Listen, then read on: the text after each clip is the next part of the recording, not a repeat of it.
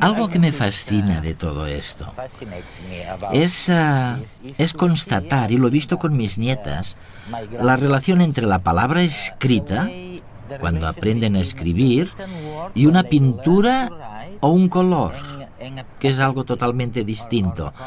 Quiero decir que cuando eran más pequeñas, lógicamente, les resultaba más fácil reconocer una pintura que una palabra escrita.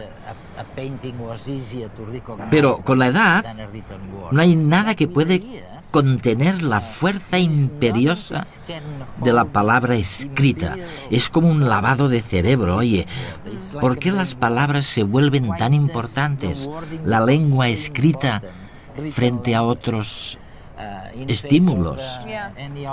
Creo que una vez has aprendido a leer no puedes hacer nada para evitarlo. Si ves una palabra que puedes leer, tu cerebro lo procesa, aunque sea una desventaja. De ahí que existan estas graciosas tareas que se conocen como las Stroop Tasks, en las que puedes intentarlo. Escribes el nombre de una palabra, por ejemplo, escribes la palabra azul, pero con tinta verde.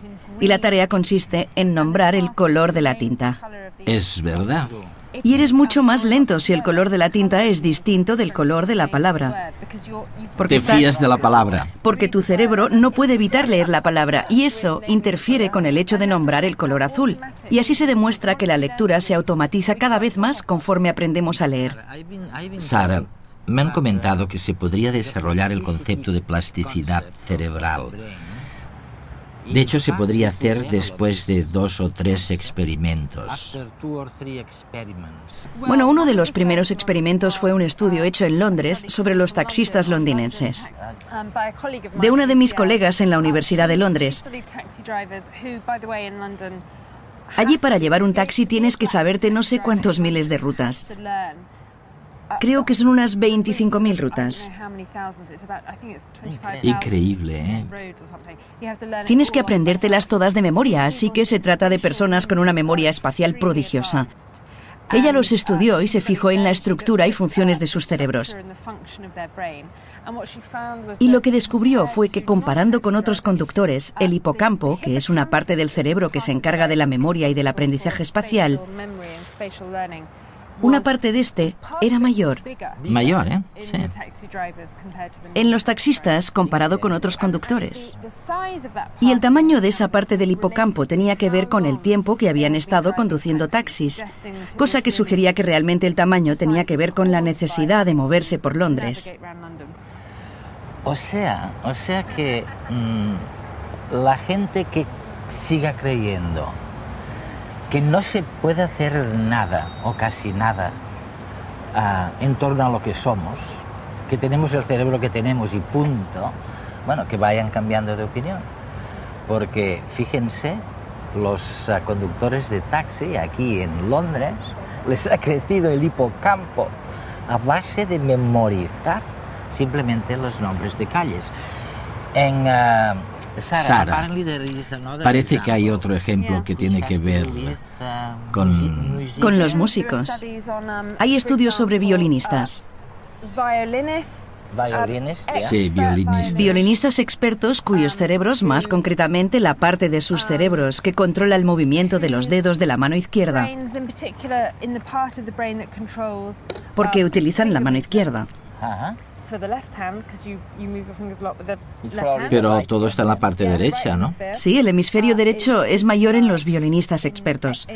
De hecho, creo que se trató de un descubrimiento especialmente importante para los violinistas que practicaban desde la infancia y menos importante para los violinistas que aprendieron de mayores. De mayores, me dices. Además, actualmente hay estudios muy interesantes sobre las personas que aprenden a hacer malabarismos, que aprenden a hacer juegos malabares con pelotas. Si comparamos el cerebro de personas antes de que hayan aprendido a hacer malabarismos y después de 3 meses de aprendizaje, la parte del cerebro que interviene en el procesamiento de los movimientos visuales, el hecho de tener que seguir la trayectoria de la pelota, incrementa el tamaño del cerebro. Y algo interesante es que si dejan de practicar durante 3 meses, el cerebro se encoge y vuelve a su estado original. O sea que tiene mucho que ver con este concepto de la plasticidad cerebral. Hay que entrenar el cerebro y seguir practicando, porque si no, vuelve a donde estaba. De la misma forma que cuando practicamos un deporte se desarrollan más determinados músculos, en la última década técnicas como la resonancia magnética han permitido ver que con el cerebro pasa algo similar. Ahora se puede medir la actividad cerebral de una persona mientras ésta desarrolla una tarea y ver de qué forma el sistema nervioso se adapta continuamente a las circunstancias cambiantes, cuando aprende una nueva lengua, una habilidad, una ruta distinta hacia casa o al ver una cara nueva. Y como en el caso del deporte, los cambios de la estructura del cerebro van asociados a su uso. Cada día recorren la ciudad, se manejan por un entramado complejo de calles, avenidas y rondas. Recuerdan que hay obras en una zona determinada y las sortean. Se saben de memoria cientos o quizás miles de rutas. De toda esa información espacial se encarga el hipocampo, una región cerebral con forma de caballito de mar. Nos ayuda a recordar dónde están las cosas o cómo volver a casa, y almacena información sobre coordenadas espaciales. Esa zona, cuando una persona se convierte en un experto de la navegación, se desarrolla más. Por eso, en un taxista es mucho mayor que en un conductor normal de la misma edad y sexo. El tamaño depende del tiempo que lleva conduciendo el taxi y usando a fondo su memoria espacial. Lo interesante de esto es que ahora se sabe que todos podemos ejercitar nuestro hipocampo para mejorar la memoria espacial y la navegación. La parte del cerebro que procesa la música está situada a ambos lados de la cabeza, muy cerca de las orejas. Se denomina córtex auditivo y en los músicos puede ser hasta un 25% más grande que en las personas que jamás han tocado un instrumento. Y como ocurre con los taxistas, el tamaño del córtex auditivo depende de los años que lleve esa persona dedicada a la música. Pero este no es el único cambio en su cerebro. También las regiones que controlan el movimiento y el tacto se transforman como consecuencia del uso. Cuando el dedo toca una cuerda, este estímulo sensorial activa neuronas en el córtex sensomotor del lado opuesto. Además, un nivel alto de actividad refuerza las conexiones entre los grupos de neuronas excitadas. Y si un adulto empieza a tocar el violín, también cambia su córtex sensomotor. Se ha demostrado que se necesitan apenas 5 días para que las áreas sensorial y motora se modifiquen y se adapten a la nueva actividad. Aunque si dejamos de tocar durante mucho tiempo, perdemos flexibilidad y conexiones sinápticas. Nuestro cerebro es moldeable. Tiene una gran capacidad para cambiar y adaptarse en función del entorno y de nuestras experiencias. Y puede, además, reorganizar funciones. En las personas sordas, el córtex auditivo, en lugar de procesar el sonido, se activa para leer los movimientos de los labios. Se adapta a las circunstancias y responde a otras señales que la persona sorda necesita procesar y entender. Yo solía burlarme de la gente que hace crucigramas del periódico, pero me contestaban, es para recordar mejor, para mejorar mi memoria. Así que es verdad, ¿estaban mejorando su memoria? Sí, bueno, hay muchos estudios sobre ello porque ahora se pueden comprar videojuegos nuevos, como por ejemplo Brain Training. No sé si has oído hablar de este videojuego. Sin embargo, es un tema polémico porque se trata de saber para qué sirve realizar este tipo de ejercicios. Crucigramas, puzzles enormes y este tipo de cosas. Creo que el consenso general desde un punto de vista neurocientífico es que entrenarse en este tipo de actividades claramente mejora o cambia la parte del cerebro donde se encuentran estas habilidades. Es decir, que si haces muchos crucigramas cada vez los harás mejor. Y la razón van a ser ciertos cambios cerebrales. Pero la cuestión es saber si esto tiene un impacto para cualquier otra habilidad. En las habilidades en general, por ejemplo. Sí, sí es general. No hay ningún indicio de que así sea y habrá que seguir investigando. Pero si todo esto de lo que estamos hablando contiene, aunque sea solo una media verdad, entonces las perspectivas de cambio para la educación son inmensas. Sí, estamos empezando a saber mucho más sobre lo que sucede en el cerebro cuando aprendes cosas distintas, como matemáticas, o cuando aprendes a leer y escribir, cuando interactúas socialmente o cuando utilizas distintos métodos de aprendizaje.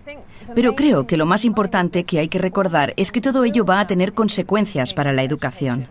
Estoy pensando ahora en un amigo mío que tiene mi edad, o quizás un poco más joven, es italiano, Giacomo Rizzolatti. Y tú lo conoces muy bien porque descubrió en los monos lo que llamáis... Las neuronas espejo. Así es. Y descubrió que con solo mirar a alguien haciendo algo, tú aprendes a hacerlo también. Sí. Y si intentas imitar lo que el otro está haciendo, entonces aprendes más deprisa. Habría que intentar aplicarlo a la educación, ¿no crees? Habría que aplicarlo. Sí, y hay otros ejemplos que van en esa misma dirección, como cuando simplemente te imaginas haciendo algo, por lo que se activan las mismas regiones cerebrales que cuando realmente haces lo que habías imaginado. Lo que significa que la práctica mental puede ser eficaz, ya que si nos imaginamos haciendo algo, no sé, corriendo por ejemplo, puede influir en nuestra velocidad. Bueno, es una influencia muy sutil, pero significativa. En cosas como la fuerza de nuestros músculos. Con solo imaginarlo sin hacer absolutamente nada. Y se supone que es porque cuando lo imaginamos se activan las mismas regiones cerebrales que cuando hacemos ejercicio de verdad.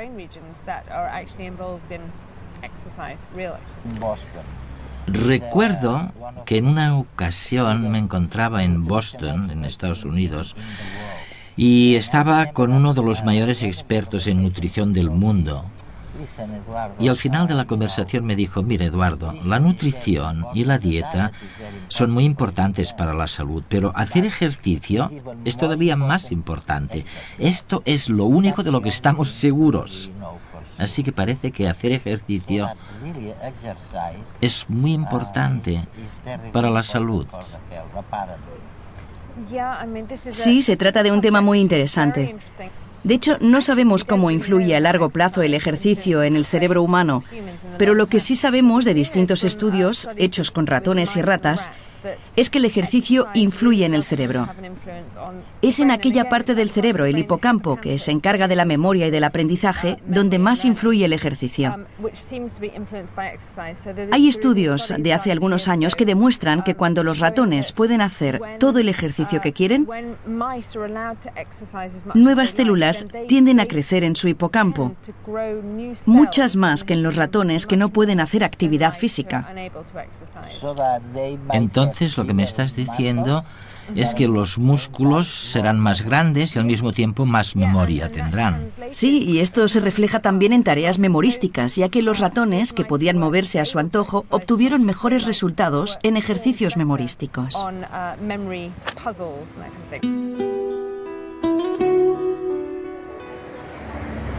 Estamos descubriendo por primera vez que es cierto que existen periodos críticos en el aprendizaje de una persona. Hay idiomas, hay cosas que es mejor aprenderlas en una edad determinada que en otras. Bueno, otro descubrimiento. Estamos viendo que realmente es prácticamente imposible aprender solo. Uno aprende cuando se relaciona con los demás. Y esto echa por tierra cosas que habíamos creído durante centenares de años. Es la gran revolución educativa, o más bien es la gran revolución de la entrada de la ciencia en el sistema educativo. Sería muy útil enseñar a los jóvenes en el instituto cómo se desarrolla su cerebro. Sarah Jane Blakemore.